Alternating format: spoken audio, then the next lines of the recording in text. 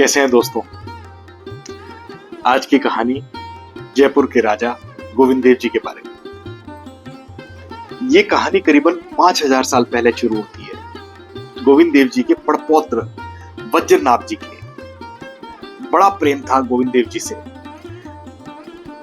उनको हर चीज का पता लगाना था, कैसे दिखते थे, क्या होते थे। आज की तारीख में तो हम सब फोटोज लेते हैं, सेल्फी लेते हैं और तुरंत अपलोड कर देते हैं। ये उस टाइम की बात है जब मोबाइल नहीं हुआ करता था। आप सोचिए कितनी तकलीफ होती होगी किसी को। और कोई बहुत बड़े चित्रकार या बहुत बड़े नामचीन लोग बाग भी शायद होंगे, नहीं होंगे, पता नहीं कैसा होता था।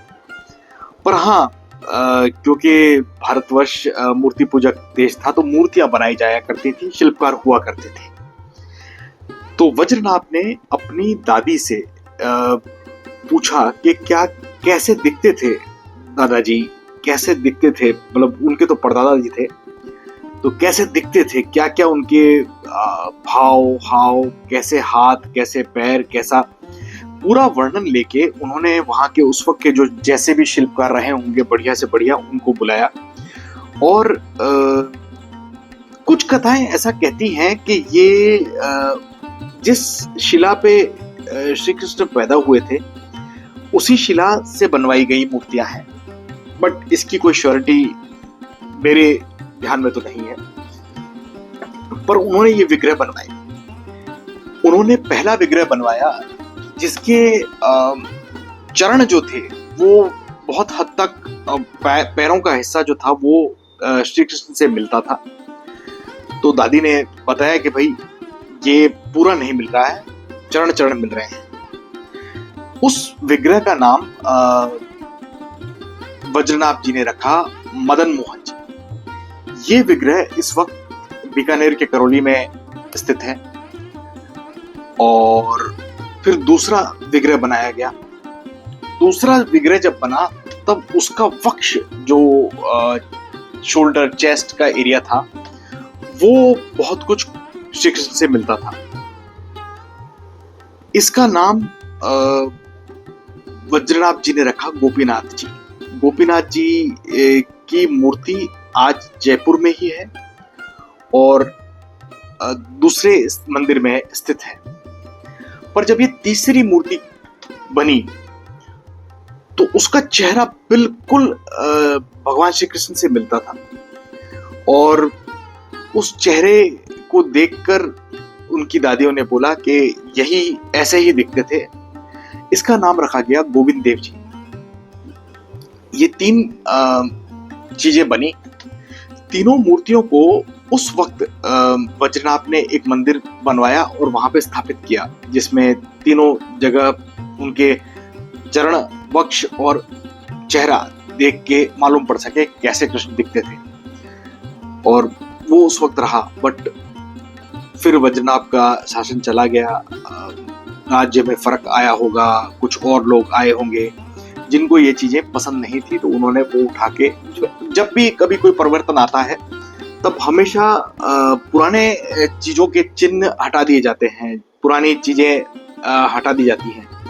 इसका बहुत बढ़िया एग्जाम्पल अभी आपने रिसेंटली बांग्लादेश के में देखा। जब वहां पे सत्ता का परिवर्तन आया तो मुजिबुर रहमान की मूर्ति को उन्होंने बहुत क्षति पहुंचाई।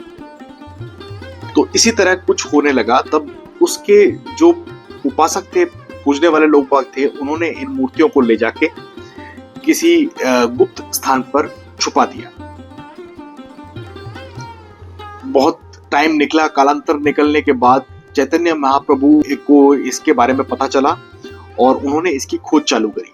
चैतन्य महाप्रभु अपने जीवन में तो ये खोज ना पूरी कर पाए, बट उनके शिष्यों ने, रूप गोस्वामी जी ने और ने को ये स्वप्न आया, उनको पता चला कि कहाँ पे इस मूर्ति की खोज करी जानी चाहिए।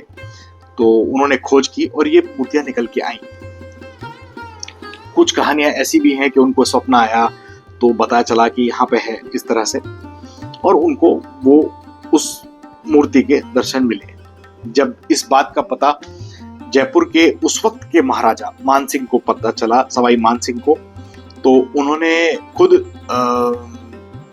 वृंदावन पधार के और इन मूर्तियों की पूजा अर्चना करी और इसका एक बहुत भव्य मंदिर बनवाया। ऐसा इतिहास में लिखा है कि 7 माले का बड़ा मंदिर बनवाया गया और उसमें कुछ योगदान बादशाह अकबर ने भी दिया। उसके आसपास की जमीन को गौशाला के सुपुर्द किया, पर फिर वो टाइम भी चला गया। फिर टाइम आया औरंगजेब का। औरंगजेब को हिंदुस्तान का हर आदमी जानता है कि औरंगजेब ने क्या किया। उसने सारे मंदिरों को तोड़ा, सब जगह पे त्राही त्राही मचा दी। ये बड़ा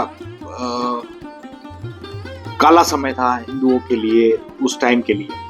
पर जब उस टाइम के जो पुजारी थे उन्होंने इन विग्रह को लिया। जब यहाँ पे गोविंद देव जी की मूर्तियां लगाई गई थी मानसिंह के टाइम पे, उसी वक्त उड़ीसा से राधा जी की मूर्ति को भी लाया गया और गोविंद देव जी के साथ में स्थापित किया गया। वहां के पुजारियों ने इन दोनों मूर्तियों को लेके किसी तरीके से वहां से पलायन किया और वो लेके क्योंकि मानसिंह जी ने उस वक्त जो मतलब जब मंदिर बनाया था तब गोविंदपुरा नाम की जगह यहाँ से वहां डोनेट कर दी गई थी कि ये उस मंदिर के लिए है। अब क्योंकि वो मंदिर चला गया था तो पुजारियों के लिए दूसरा स्थान जो था वो गोविंदपुरा था, तो वहां से गोविंदपुरा की तरफ मूव कर गए। जब वो यहाँ पे आए तो ऐसा माना जाता है कि राम सिंह जी ने उसको कहीं भरतपुर में थोड़े दिन चरण दिया। फिर उसके बाद उस वक्त के राजा जय सिंह, सवाई जय सिंह जो थे, वो इस मूर्तियों को लेके आमेर आए। आमेर के पास में कनक वृंदावन जगह है, वहां पे एक मंदिर बनाया गया, उसके अंदर इनकी स्थापना की गई। थोड़े दिन फिर जब सिटी पैलेस का निर्माण होने लगा, जब उनके रहने के लिए पैलेस की जगह का निर्माण होने लगा, तब उन्होंने ऐसा फिर माना जाता है कि उनको स्वप्न आया और उनको बोला गया कि मेरी स्थापना वहां की जाए। तो जहां सिटी पैलेस बनने की योजना थी उस जगह पे गोविंद देव जी को रखा गया और जहां मंदिर बनने की योजना थी उस जगह पे अब महल बना। ये भी उलट फेर हुआ और इस जगह को ठिकाना गोविंद देव जी करार किया गया। जय सिंह जी ने उस वक्त एक मोहर चलाई जिस पे लिखावट ये थी कि गोविंद देव जी चरण सवाई जय सिंह शरण, कि गोविंद देव जी के चरण में सवाई जय सिंह हमेशा चरणों में रहेगा। और जय सिंह जी ने गोविंद देव जी को जयपुर का महाराजा घोषित किया और खुद को दीवान की तरह ट्रीट किया, पूरा परिवार को दीवान की तरह ट्रीट किया। ये जब जहां मंदिर है इस वक्त, वहां से जब राजा उठते हैं तब पहले दर्शन सीधे गोविंद देव जी के होते हैं। ये मंदिर महल की तरह बना हुआ है क्योंकि गोविंद देव जी राजा हैं तो उनको महल में रखा गया, तो आपको इसके ऊपर मंदिर आकार कुछ भी देखने को नहीं मिलेगा। इसके 7 झांकियां होती हैं दिन में और हर झांकी में भीड़ की कोई कमी नहीं होती। पूरा जयपुर शहर गोविंद देव जी के चरणों में नतमस्तक रहता है। हर आदमी की उतनी ही श्रद्धा आज भी इतने सालों बाद भी है। अगर आपने कभी उस जगह का दर्शन नहीं किया है, मैं आपको रिक्वेस्ट करूंगा कि एक बार आप जरूर जाएं अपने जीवन में और वहाँ का चमत्कार, वहाँ का ताकत, वहाँ की उस विग्रह का आकर्षण देखें। वो बहुत मनमोहक है। इस विग्रह में गोविंद देव जी राधा रानी के साथ खड़े हैं। उनके दाएं बाएं ललिता जी और विशाखा जी 2 सखियां उनकी खड़ी हैं और चैतन्य महाप्रभु की भी मूर्ति वहां पे छोटी स्थापित है। इस मंदिर का निर्माण 1735 एडी 1735 में हुआ था।